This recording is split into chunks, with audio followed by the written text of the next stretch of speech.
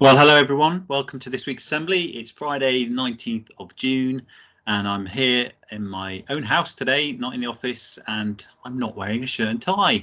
I'm actually in my PE kit, and the reason for that will be revealed in a moment or two. So this week's assembly is about our wonderful world, and it is based on a few news stories that I heard about over the last week or two, and I thought I'd share you some nice bits of news that might cheer you up. So I'm going to start off by talking about our natural world. And you know, as a school, we've been pushing the green agenda. We've got our own green charter that we started last year, and we've been talking about climate change. And the reason for that is because, or one of the reasons for that is because we know it's having an impact on the natural world, and in fact causing a few problems for a number of species, making them endangered, and in some cases even becoming extinct. So here's a few nice stories about some positive things in relation to that. So the first thing I heard was about this little fellow never heard of before, called a Cockapoo. It's a parrot. It's the heaviest parrot in the world, found in New Zealand, or an island just off New Zealand, and they almost became extinct, and they put in a massive protection program for them, all right, to make sure their area was protected, and there was lots of conservation projects going on so that they wouldn't be harmed. And the reason they were in the news this week was because they decided to use technology to support them, and rather than going onto the island and physically going into their habitats and destroying the habitats, they're now being tracked by using drones, which I thought was pretty cool. So that's a Cockapoo, and their numbers are going up and up because of the conservation that's taken place there. The next animal I want to talk about is the Hainan gibbon, and how cute is he? It's the world's rarest primate, and gibbons are a bit of a favourite of mine. I really love them. I love the way they swing through the trees. But a Hainan gibbon I've never heard of before until I heard this news story, and there were only 13 left in 2003. All right, and actually I've heard in one report they even went down to just 10. Okay, and they're found in southern China, and the Chinese government decided they wanted to protect them. So they built this huge area, planted thousands and thousands of trees to allow the gibbons, bigger habitat to live in. And they employed some guards to patrol the area so no one could hunt them or capture them. And although numbers are still very, very low, they are going in the right direction. And they believe now there's about 5 families and about total of 30 gibbons living in that area. But the reason they were in the news was because 2 of them have been heard singing together. And in gibbon world, that means they're probably in love. And if they're in love, they're more likely to mate and breed. So if that's the case, there may be more baby gibbons like this one on the way. So wouldn't that be fantastic? So let's watch this space and see if that actually does materialize. Close to home is a wonderful, large, magnificent bird of prey called the osprey. And the osprey has been in the UK for hundreds of years, but actually in England became extinct for around about a century and a half, 150 years or so. There were none in England at all. And in Scotland, numbers went really as low as they could go, down to 1 pair. And they bred and numbers grew, and then they decided to reintroduce ospreys back into England. So they took some of the Scottish ospreys, took them to a place called Rutland in England, and left them there and protected an area, a nature reserve there, and left them to it with a bit of support. And their numbers have grown and grown. And over the UK now, we think there are about 300 pairs that are breeding, which is brilliant. And the reason they were in the news is because of some lovely footage of 4 chicks in the Rutland Nature Reserve, just thriving, doing really, really well. And it made the ITV news, which is where I heard about it. So another great success story there of protection and conservation. And this is a picture, obviously, of a hawksbill sea turtle, and turtles, as you know, have become synonymous with the whole climate change agenda and ocean pollution and stuff. The reason for that is because their numbers have declined massively over the last 100 years or so.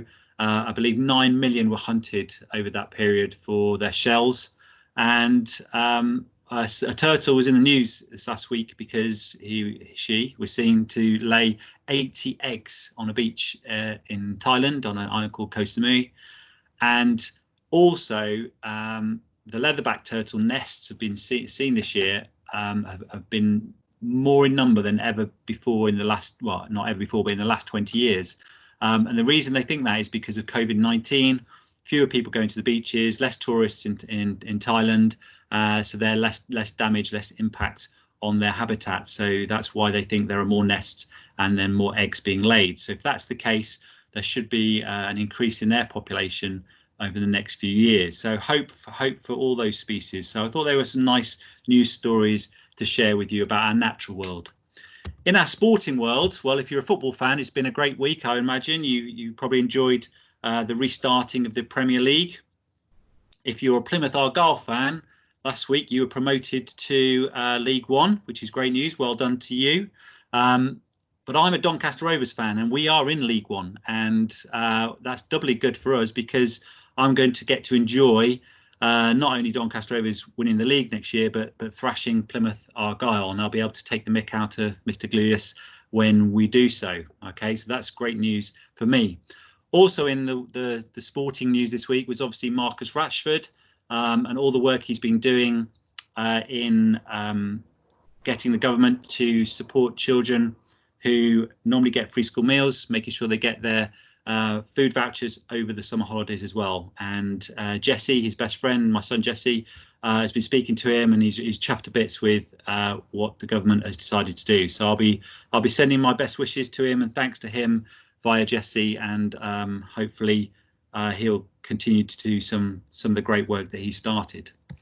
Also on the sporting agenda is next week. It's a massive event for us and for other schools across Cornwall. It is the Cornwall Virtual School Games. So we always take part in the Cornwall School Games. This year it's going to be no exception. We're going to be doing it. We're going to be doing it online, and we're inviting all of you to take part, please. So it starts Monday, runs through till Friday.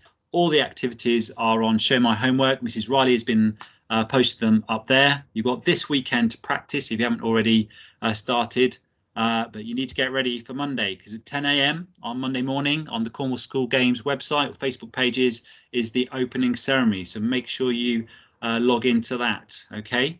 And a few important things: different activities run on different days, and to get the points and to get the results in, you've got to make sure you send your information, send your photos of what you're doing, send your results on the day of that activity. The only exception to that is the Making the Miles activity, which run all week, and then you submit them at the end of the week on the Friday. Okay, it's really important you take part, not only because it's good for your own well-being, but also because we want to win. All right, and so if you're doing it, if you're taking part, please can you also think about dressing up in bright colours, because next week is also Diversity Week, and we want to dress up to celebrate that as well. Okay, so good luck. Make sure you take part. We do really well in Cornwall School Games every year. We're always in the top 5 of all the schools in Cornwall, and let's see if we can go even better this year and win the whole thing. But that means every one of you taking part and submitting your results. And as Mrs. Riley says on this, put it on the screen, let's smash this together, even though we are apart. So I thought, given I'm a head teacher, I should do my own bit on this as well. So I thought I had to set a good example. So I did my own little practice this morning. So I've got to see if I can share this with you. Hold on, I've got to put the sound on. So I went out this morning, and hopefully you can see that there. Let me see if I can make that a bit bigger. Okay, and I took part in the speed bounce challenge, and I can tell you, although it's only 30 seconds long, it was very, very tough. But here we go. At Mr. Lingard's garden, we're going to do one of the virtual Cornwall School Games challenges. It's the speed bounce challenge. I found something from the chair to jump over. I've got my daughter on the timer. I've got my son videoing. Let's go. All right, ready, Ava? Are we ready? Mark, get set, go.